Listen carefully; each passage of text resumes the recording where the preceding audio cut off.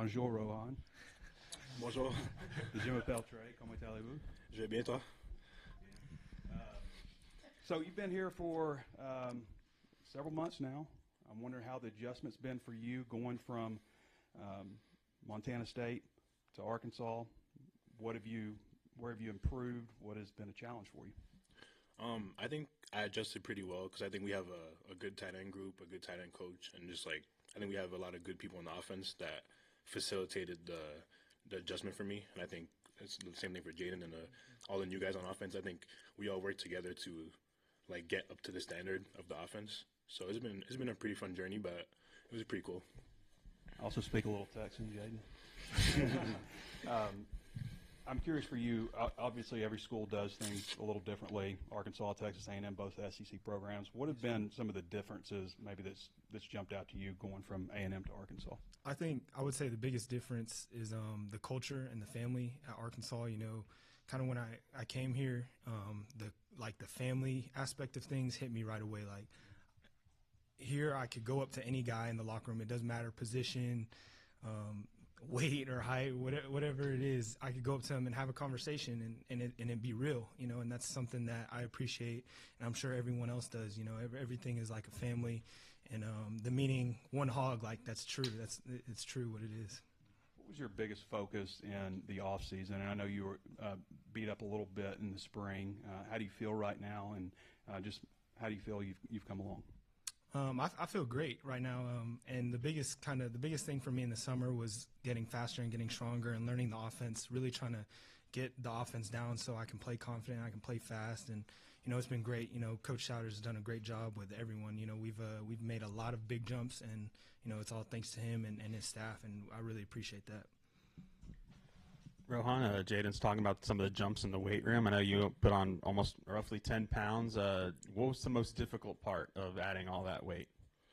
I think for me, it was a little bit at first, like eating when I wasn't hungry, but I knew I had to put that weight on. But I have a big appetite, so it was okay. And also, like he said, Coach Souders had a great weight program for guys to gain weight along with nutrition. So it wasn't that much of a hassle at all. It was just mostly about just keeping the speed up while putting on weight. But our whole staff did a great job about that.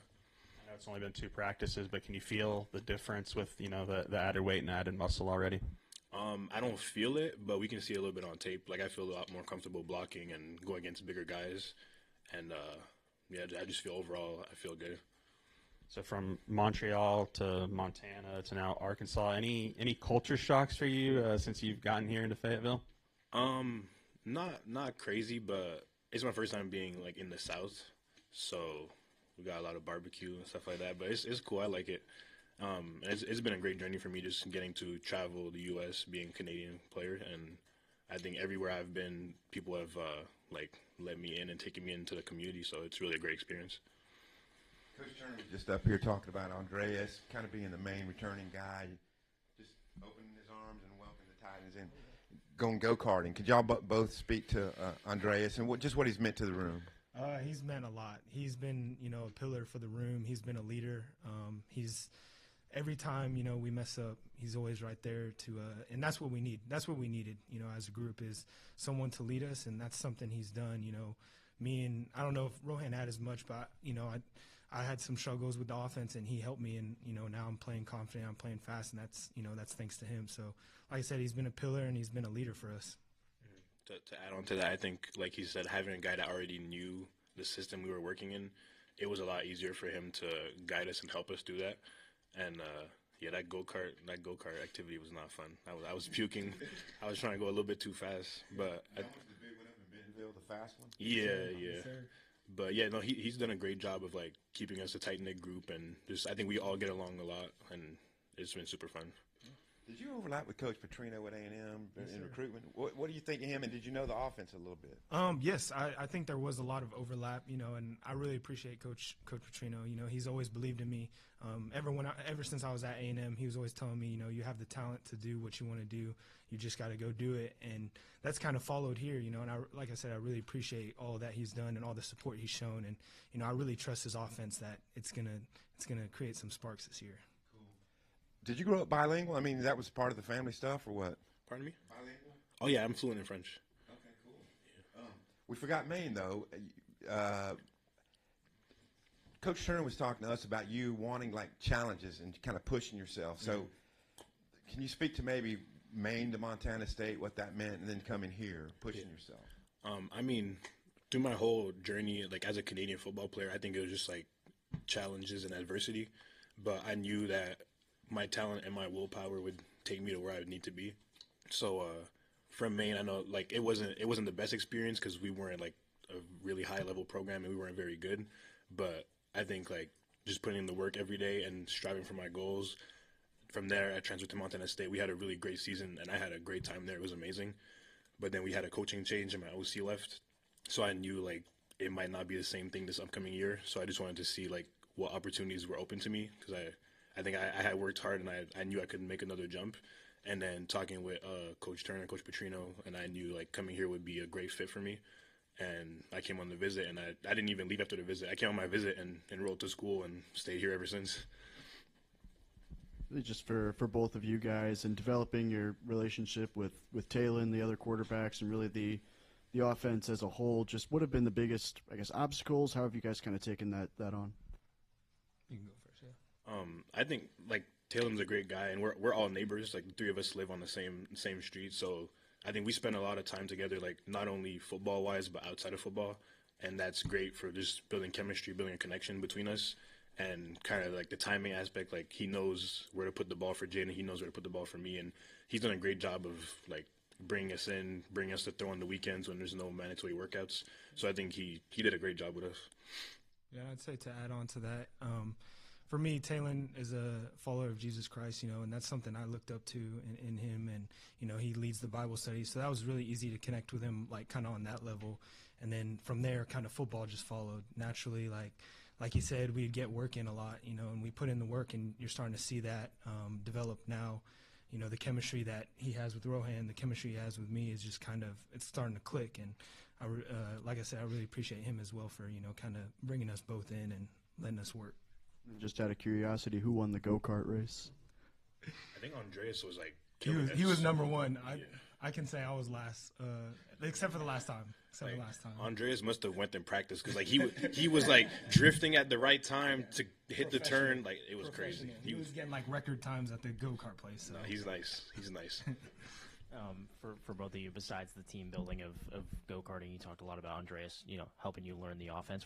What are just the ways in which that he did that, whether it's, on the sidelines pulling you aside or maybe spending time at someone's house? How did that sort of develop? I think just in the meetings, like just when we're going through stuff, he'd always like give me tips to remember the plays or like, oh, this play is this. And also like he's always been available if I need to FaceTime him, call him and be like, oh, looking over the plays, what's this? He's been great because he knows everything. And I think he prides himself on really like understanding the offense at a higher level. So like his comprehension of the offense makes it easy for us to think of it the same way as him. I would say just to second that, the availability, just he's always there telling us like if we mess up a play or, even the standard, like the standard of the offense, the characters of our offense, grit, toughness, all of that. He's there. If we're not holding that up, like especially earlier on in the spring, he was right there telling us like that's not our standard, and so like that, and being there in the playbook really in the meetings is just he's been there a lot. So. Jaden, I think if I remember talking to you in recruiting, you were committed to Coach Turner at Stanford, right? Yes, and then he came here, later staff changed, and you went to A&M, and then you signed with Coach Turner again here. Just talk about the connection with Coach Turner. It's been great. I always believe in Coach Turner and his ability to develop great tight ends, and he has. He has proven talent, and that's one thing that I'm grateful for is that he knows way beyond like the blocking techniques, even routes. Like he's taught me a lot in routes, but I mean blocking, he knows what he's talking about, and he's given me a lot of tips that have helped me drastically improve my blocking. And like I said, I always believed in him, but now I'm seeing it like firsthand that he knows how to develop tight ends. This is for both of you. It's kind of off the wall question, but Antonio Jordan is just a true freshman, but a wide receiver. I know you play tight end, but what's been your impressions of Antonio after two seeing him in summer and in two practices? I think after two practices, we can see like he has playmaker ability, and he's definitely like he has long arms. He's a big target, and he just goes up and gets it. So I think he's going to be a great addition to our offense. to saying that he is going to be a great addition to the offense. He's big and tall, he's fast, and he can go make plays. He's been making a lot of plays recently, and he's been making his strides, so I think he's going to be a great addition to the offense. Rohan, you missed the lobster rolls in Maine? We were in northern Maine, so we didn't really have a lot of seafood, but I did go down to Portland, Maine, the capital, and I had lobster. It was pretty good. Yeah. I was wondering with Bobby being from Montana and you living there, obviously, do y'all have any discussions about Montana stuff? Yeah, it came up a couple of times when we were talking over the phone during recruiting, because I had no idea he was from Montana, and then we were talking about it because he knew a couple of spots that were near the university, so it was kind of like an awkward thing, but it was super funny because I was like, how does he know all this? But yeah, it's funny. So when you hit the portal, what was your, I guess, thought process from hearing from Arkansas? Did it feel like it was out of the blue, and just what was the first contact, and just how did that conversation go exactly? I mean, it was my second time in the portal, so I was just like, once again, I was just like betting on myself and seeing what's out there. And then when I heard from the coaches, like I don't really care about the logo or the school or whatever. I just want to see how the connection is with the coaches. And after speaking with Coach Petrino, Coach Turner, even Coach Pittman, it just felt like it felt natural, and it felt like they saw me in the same way I see myself, and they had a spot opening for me to come in and do what I do. So I think it was just like, it kind of felt like a how do you say that? Yeah, like a perfect fit. Yeah. Obviously, it's I guess difficult coming from Canada and getting into big time football in the United States and stuff. I'm curious, like, you obviously been in the weight room. You look like you have. What did you look like when you were in high school? Was this all something like post college, or were you a late bloomer? Any of that kind of stuff? I was always like a bigger, faster guy, so that's why I kept like pushing with football, because I thought I really had a chance. But I will say at some lower levels in Canadian football, like it was kind of like too easy for me. But then like getting through high school and we have kind of mandatory prep school that we go to before college. I think like I saw that like I really had a chance, so I just kept pursuing it. How'd you get into football? Like, how old were you? Is it a family thing? And I know it's very popular in Canada, but still not as big as it is here. Yeah, no, I actually played soccer growing up, and then like I was always, like I said, I was bigger and stronger than everyone, and I couldn't really use that in soccer. I was getting like yellow cards, red cards, and then like I was driving with my mom, and we saw a football practice, and I was like, "What's that?" And I saw like guys hitting each other. I was like I could play that. So then I signed up, and now I'm here. Do you dream of playing in the SEC as a kid growing up in Canada, or like at what age did it kind of like this was the challenge that was a goal for you? I will be honest, I didn't know what the SEC was till like maybe last year.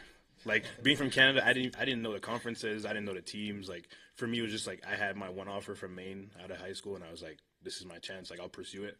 But I had no idea about the conferences, anything. Like all I know is that my dream school was Syracuse because it was like right next to Canada.